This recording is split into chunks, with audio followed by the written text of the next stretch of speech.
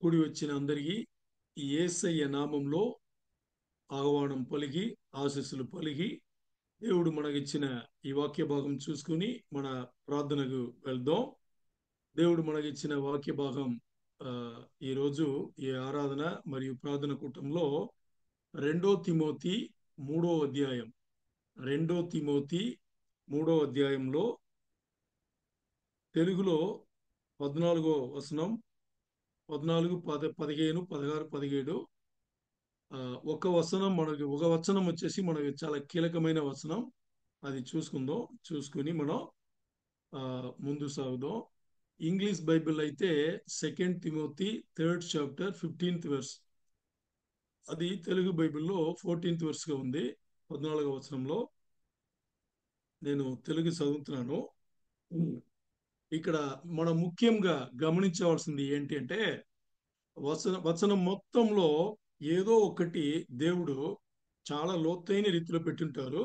అది చూద్దాం ఈరోజు మనకి వాక్య భాగం 14వ వచనం 2 తిమోతి 3వ అధ్యాయం 14వ వచనం నేను చదువుతున్నా. క్రీస్తు యేసునందు క్రీస్తు యేసునందుంచవలసిన విశ్వాసము ద్వారా రక్షణార్థమైన జ్ఞానము నీకు కలిగించుటకు శక్తిగల పరిశుద్ధ లేఖనములను బాల్యము నుండి నీ వెరుగుదువు గనుక. ఇది 14వ వచనం. ఇక్కడ 14వ వచనంలో క్రీస్తు యేసునందు ఉంచవలసిన విశ్వాసము ద్వారా రక్షణార్థమై జ్ఞానము రక్షణార్థమైన జ్ఞానమును నీకు కలిగించుటకు శక్తిగల పరిశుద్ధ లేఖనములను బాల్యము నుండి నీ వెరుగుదువు గనుక. అంటే ఇక్కడ చూడండి, రక్షణకు ఆధారం ఏంటి అని చూస్తే అది ఇక్కడ దేవుని వాక్యం అని చెప్పబడింది. అంటే దేవుడు ఏర్పరచుకున్న తర్వాత మారు మనసు పొంది, కొంచెం బాగా ఆలోచన చేయండి, దేవుడు మనల్ని ఏర్పరచుకున్న తర్వాత మారు మనసు పొంది నీటి బాప్టిజం తీసుకొని మనం దేవుని రాజ్యంలో మన విశ్వాస జీవితమును కట్టుకుంటున్నాం. దేవుని రాజ్యంలో విశ్వాస జీవితమును కట్టుకోవడం అంటే ఏంటి అని చూస్తే దేవుని వాక్యం వచ్చేసి మనలో పనిచేస్తుందంట. దేవుని వాక్యం మనలో పనిచేస్తుంది.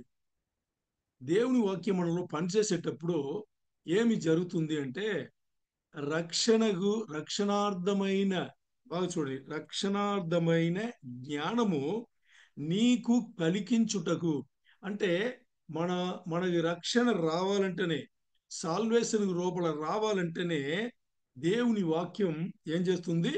మన రూపల జ్ఞానము నీకు కలిగించుటకు. అంటే రక్షణ అంటే ఏంటి, రక్షణ తీసుకుంటే ఆ తర్వాత జీవితం ఎలాగుంటది, ఇక్కడ ఈ లోక జీవితం కాకుండా పరలోకంలో ఆయనతో గడిపే జీవితం ఎలాగుంటది, ఇవన్నీ జ్ఞానము మనకి ఇచ్చేది ఏంటి అని చూస్తే శక్తిగల, నీకు ఆ జ్ఞానం కలిగించుటకు శక్తిగల పరిశుద్ధ లేఖనములను అని చెప్పబడింది. ఎంత లోతైన విషయం తెలుసా మనకి? అంటే మనకి ఆ రక్షణ అర్థం అవ్వాలంటే మన లోపల ఆ రక్షణ సంబంధించిన ఒక అవగాహన కల్పించాలంటే మన ఏదైతే వాక్యములను, ఏదైతే వచనములను లోపల మనం తీసుకుంటామో ఆ వచనములు, ఆ వాక్యములు, పరిశుద్ధ లేఖనములు ఏం చెప్పిందో అది మన లోపల పనిచేస్తూ బాల్యముండి నువ్వు ఎరుగుదు గనుక. అంటే ఎప్పుడైతే నువ్వు యేసయ్యను సొంత రక్షకుడు నువ్వు వచ్చి నువ్వు బైబిల్ వాక్యములు వింటున్నావో, వచనములు వింటున్నావో, అప్పటి నుంచే నువ్వు ఎరుగుదు గనుక, నీకు తెలుసు గనుక 15 చూడండి తెలుగులా, నీవు నేర్చుకొని రూఢి అని కొన్నవి. నీవు నేర్చుకుని అంటే నువ్వు ఏదైతే వాక్యము నేర్చుకున్నావో ఇదే సరైన వాక్యం, ఇదే సరైన వచనం అని చెప్పేసి ఏదైతే తెలుసుకున్నావో, ఎవరి వలన నేర్చుకుంటివో. ఎవరు మనకి నేర్పింది చెప్పండి? పరిశుద్ధ గ్రంథంలో ఉండే వాక్యములు కానీ వచనములు కానీ మనకి నేర్పింది ఎవరు? చెప్పగలరా ఎవరన్నా? మనకి నేర్పింది ఎవరు? పరిశుద్ధాత్మ తండ్రి. పరిశుద్ధాత్మ దేవుడు. మనకి నేర్పింది ఎవరు? పరిశుద్ధాత్మ దేవుడు. మనం అనుకుంటాం ఎవరో ఉపదేశకులు వచ్చి మాట్లాడతారని. ఆ ఉపదేశం చేసే వాళ్ళను దేవుడు వాడుకుంటారు. వాళ్ళు ఒక ఇన్స్ట్రుమెంట్స్ అంతే. ఏదైతే మనకి ఈరోజు అర్థమైందో, పరిశుద్ధ గ్రంథం నుంచి ఏదైతే మనకి ఈరోజు అర్థమైందో, అది అర్థం అవ్వడానికి, అది అర్థం చేసింది ఎవరు? మనకు ఉపదేశం చేసేవాళ్ళు కాదు, పరిశుద్ధాత్మ దేవుడు. అది మనకి ఇక్కడ అర్థం అవ్వాలి. ఇక్కడ ఏం చెప్పబడింది? ఎవరి వలన నేర్చుకుంటివో, పరిశుద్ధాత్మ మనకి నేర్పారు. ఆ సంగతి తెలుసుకుని, పరిశుద్ధాత్మనే మనకి నేర్పేరిన సంగతిని తెలుసుకుని వాటి యందు నిలకడగా ఉందుము. అంటే నీకు ఏదైతే పరిశుద్ధాత్మ దేవుడు ఈ వాక్యముని నేర్పారో, అంటే వాక్యం అనేది ఏంటి? యేసు ప్రభు వారిని మనకు తెలుసు. యేసు ప్రభు వారి గురించి పరిశుద్ధాత్మ దేవుడు మనకి ఏదైతే నేర్పినారో దాంట్లో నిలకడగా, అంటే దాంట్లోనే మనం కాల్పెట్టి దాంట్లోనే మనం ఉండి, అంటే యేసయ్య రాజ్యంలోనే మనం ఉండి 16 చదువుతున్నా చూడండి. దైవజనుడు సన్నిధుడై సన్నదుడై దైవజనుడు సన్నదుడై ప్రతి సత్కార్యముకు ప్రతి సత్కార్యమునకు పూర్ణముగా సిద్ధపడి, ప్రతి సత్కార్యము యేసయ్య రాజ్యంలో ఏదైతే సత్య కార్యములు ఉన్నాయో, నిజమైన కార్యములు ఉన్నాయో, మనకు ఏదైతే పని ఇవ్వబడిందో పూర్ణముగా సిద్ధపడి ఉండునట్లు దైవ దైవావేశము వలన కలిగిన ప్రతి లేఖనము ఉపదేశించుటకును. చూసారా? ప్రతి లేఖనమును ఉపదేశించుటకును. అపోస్తలుడైన పౌలు గారు తిమోతికి ఇలా ఉండండి అని రాసిన పత్రికలో ఇలా చెప్పబడింది.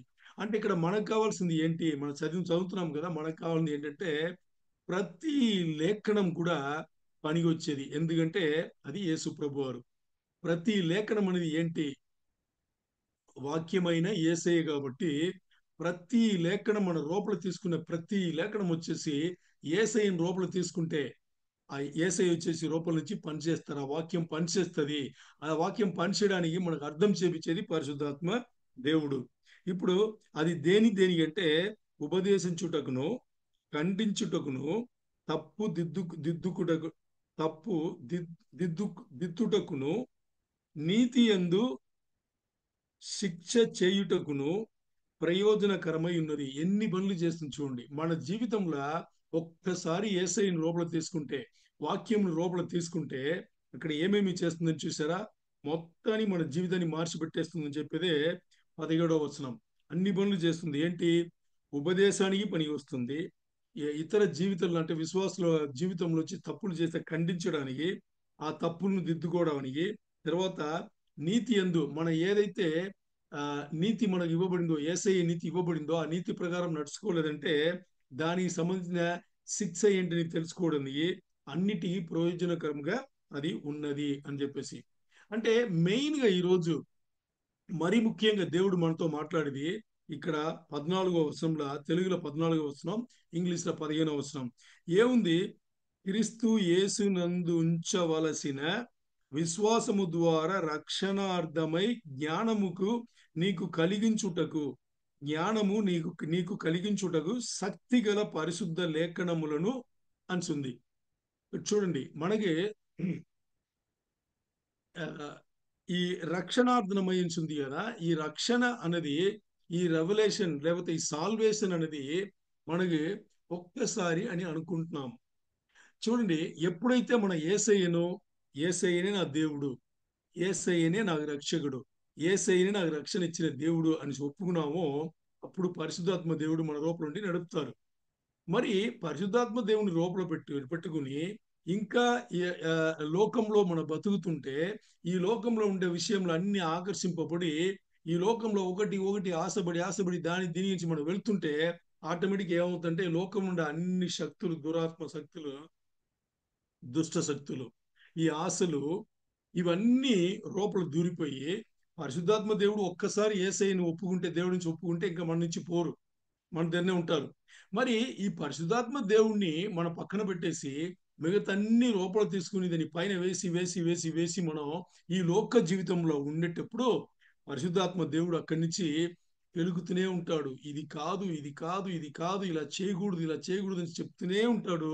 మరి మనకి అది అర్థం కాదు. ఎందుకంటే మనకి పరిశుద్ధాత్మ దేవుని లోపల అణగతొక్కేసి పైన ఒకటి పైన ఒకటి పైన దీని మీద ఆశ, దాని మీద ఆశ, ఇల్లు, కార్లు, ఉద్యోగంలో ఎక్కువ డబ్బులు కావాలి, మన సేఫ్ ఉండాలి, ఇవన్నీ పెట్టే దేవుడి పైన ఆధారపడకుండా ఈ లోకంలో ఉండే మనం ముందు పెట్టినదని అన్నిట్లో ఆధారపడి మనం ఏం చేస్తున్నాం, అన్ని లోపల తీసుకుని దాన్ని పెట్టుకుంటే రక్షణకు సంబంధించిన పరిశుద్ధాత్మ దేవుని లోపల పెట్టుకుని ఇంకా ఈ లోక జీవితంకి సంబంధించిన సాతాను శక్తులు, దురాత్మ శక్తులు అన్నిటిని ఒకటి తర్వాత లాగి లాగి లోపల పెట్టుకుంటే ఈ రక్షణ ఇప్పుడు ఏమైపోవాలి, లోపల మనం తీసుకున్న వాక్యం ఏమైపోవాలి, లోపల వాక్య రూపంగా తీసుకున్న యేసయ్యని ఏం చేస్తున్నాము, యేసయ్యతో జీవితం ఎలా గడుపుతున్నాము, ఏమీ లేదు.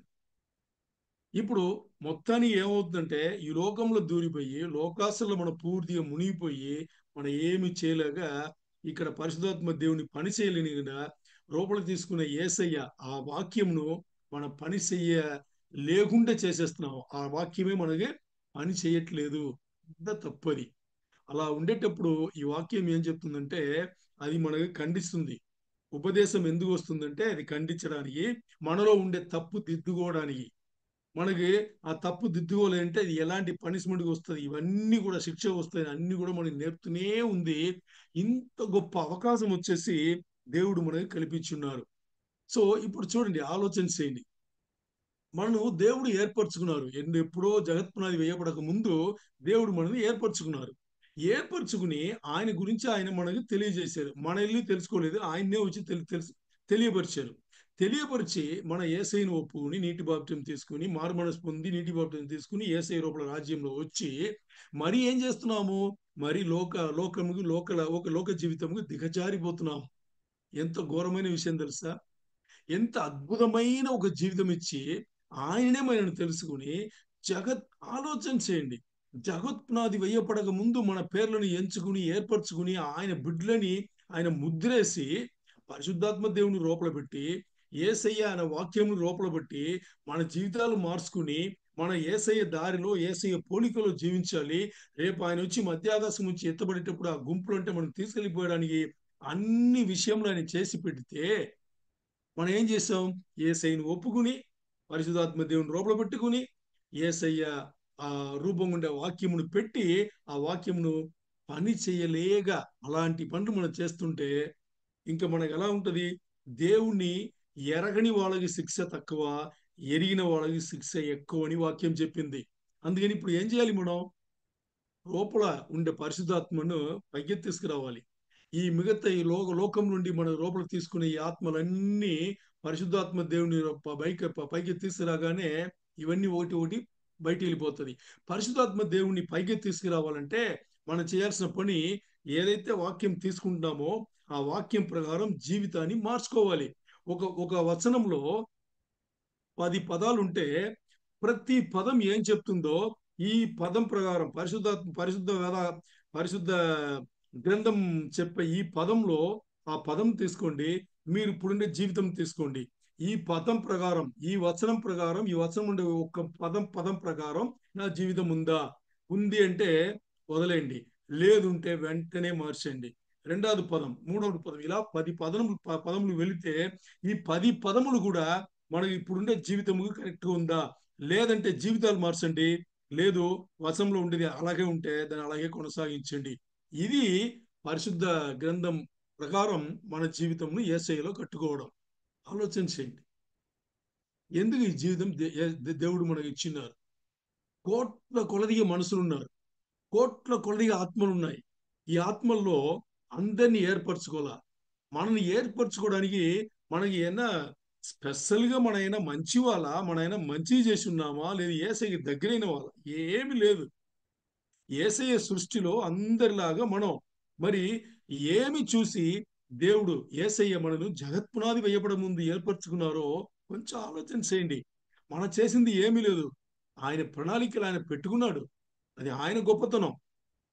కృపామయుడు, కనికరం కల దేవుడు, దయగలిగిన దేవుడు, ప్రేమ కలిగిన దేవుడు మన పేర్లను పెట్టుకున్నాడు. దానికి మనం ఆయనకి ఎన్నో జన్మము లేదు, ఒక్క జన్మమే. ఈ జన్మంలో మనకి ఇవ్వబడిన తక్కువ సమయంలో మనం ఆయన దగ్గర ఉండి ఆయననే, ఆయన కాళ్ళని పట్టుకుని నువ్వు తప్పితే ఇంకా ఎవరు లేదు యేసయ్యా మాకు అని చెప్పేసి ఆయననే పట్టుకుని ఆయన రాజ్యంలో కొనసాగేది తప్పితే ఇంకొక మార్గం లేదు.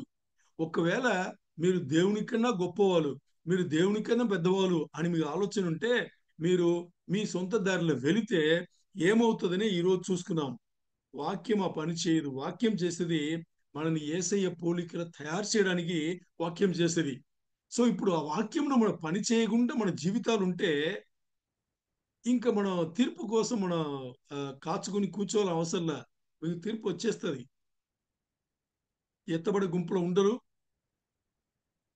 పరలోకంలో నరకం ఖాయం, అగ్నిగుండం ఖాయం.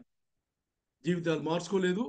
వాక్యములు, దేవుని వాక్యములు, దేవుని వచనములు యేసయ్యను లోపల తీసుకుని ఆ యేసయ్యను వాక్యం రూపంలో ఉండే యేసయ్యను పని చేయకుండా పెడితే ఇంకా మనకి ఈ లోకంలో లోకానుసారమైన జీవితమే దొరుకుతుంది. ఈ లోకం విడిచిపెట్టి వెళ్ళేటప్పుడు అక్కడ మనకు దొరికేది అగ్నిగుండమే. అందుకని ఈ రోజు దేవుడు హెచ్చరిక చేస్తున్నారు. ఈ హెచ్చరికను సీరియస్ గా తీసుకుని దయచేసి ఈ హెచ్చరికను సీరియస్ గా తీసుకుని జీవితాలు మార్చుకుందాం. ప్రతి వచనములు చదివేటప్పుడు మీరు ఉపదేశంగా వినొచ్చు, మీరు చదవచ్చు, ఎవరన్నా మీతో మాట్లాడొచ్చు. ప్రతి వచనం ఉండే పదాలు వినేటప్పుడు నాకు ఈ లోక జీవితం ఆ పరిశుద్ధ గ్రంథంలో చెప్పబడిన రీతిలో, ఆ పదములు చెప్పిన రీతిలో నా జీవితం ఉందా? ఉందంటే ఆ వచనం మనకు అనవసరం. లేదు అంటే ఆ వచనం మనకు వెపన్ లాంటిది, ఆయుధం లాంటిది మన జీవితాలను మార్చుకోవడానికి. ప్రతి వచనం దానియే పనికి వస్తుంది. అందుకని పరిశుద్ధ గ్రంథంలో చెప్పబడిన, రాయబడిన ప్రతి ఒక్కటి కూడా అది రాసింది ఎవరు? పరిశుద్ధాత్మ దేవుడు. దేవుడు రాసింది. దేవుడు రాపిచ్చిన ఒక్కొక్క పదం కూడా జీవితాలను మార్చే పదాలు. మన దాన్ని తీసుకుని దాన్ని మన జీవితంలో ఆపాదించుకుని దాన్ని పాటిస్తే, లేదనేటప్పుడు అది మనకి ఆ పేపర్లో ఉండే ఇంక్ అంతే. పేపర్లో ఉండే ఇంక్ అంతే. ఆ మసి అంటారు కదా, ఇంక్ అంతే. దాని తప్పితే అది ఏం లేదు, మనకు పని రాదు. ప్రతి పదం మీతో మాట్లాడాలి. ప్రతి పదం యేసయ్య, యేసయ్య మీతో మాట్లాడుతున్నారు. ఆ మాటలు మీరు తీసుకుంటే మనం ఏమవుతాము? యేసయ్య పోలికల జీవితాలు మార్చుకుని రేపు ఆయనను చేద్దాం, యేసయ్యని చేద్దాం. లేదనేటప్పుడు ఈ లోకంలో మునిగిపోయి, పాపపు ఊబిలో మునిగిపోయి మనం ఇక్కడే కలిసిపోతాం. లోకంలో పైకి వెళ్ళేటప్పుడు తీర్పు ఖాయం, అది అగ్నిగుండమే ఖాయం. దాన్ని తప్పించుకోవాలంటే ప్రతి పదం పరిశుద్ధ గ్రంథంలో చెప్పబడిన ప్రతి పదమును మన జీవితంలో అది పనిచేసేట్టుగా రూపలుండే ఆత్మ, పరిశుద్ధాత్మ దేవుడు ఈ వాక్యమును, వచనములు రాను రాను రాను రాను రాను ఆటోమేటిక్గా దేవుడు పైకి వస్తాడు. మీరు అణగదొక్కిన పరిశుద్ధాత్మ దేవుడు పైకి లేస్తాడు.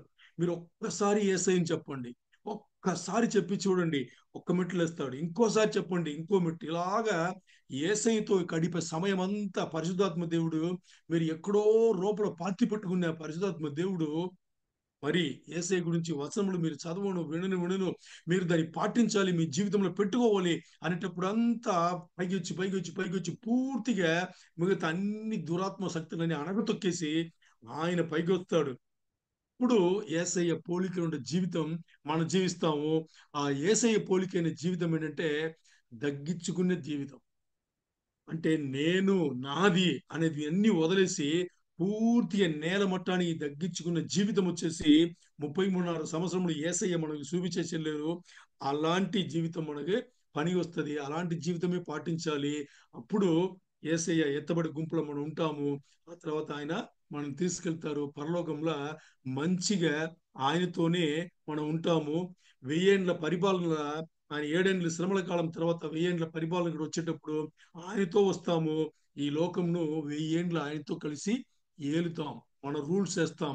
అలాంటి గొప్ప ఒక పని మనకి యేసయ్య పెట్టి ఉన్నారు. అందుకని ఈ రోజు ఏదైతే లోకం నుంచి ఆకర్షింపబడే ఆ శక్తులన్నీ లోపల తీసుకున్నామో, అది కోపం అవ్వచ్చు, అహంకారం అవ్వచ్చు, గర్వం అవ్వచ్చు, లేదా ఇతరులను మర్యాద లేకుండా మాట్లాడేదవచ్చు, ఇంకా దేనినా ఆశపడింది అవ్వచ్చు, ఏదన్నా అవ్వచ్చు. ఇవన్నీ బయటికి పోవాలి అంటే లోపల ఉండే పరిశుద్ధాత్మ దేవుణ్ణి వాక్యం వినడం, వాక్యం చదవడం, యేసయ్యలో సమయం గడపడంలో పైకి తీసుకొచ్చేటప్పుడు ఆటోమేటిక్ ఇది బయటికి పోతుంది. అప్పుడు యేసయ్య పోలికిన పోలికలో ఉండే జీవితం మనం కూడా జీవిస్తాము. అప్పుడు ఎత్తబడే గుంపులు ఉంటాము. యేసయ్యతో కలిసి నిరంతరం మనం బతకొచ్చు. దేవునికే మహిమ కలుగును గాక. ఆమేన్.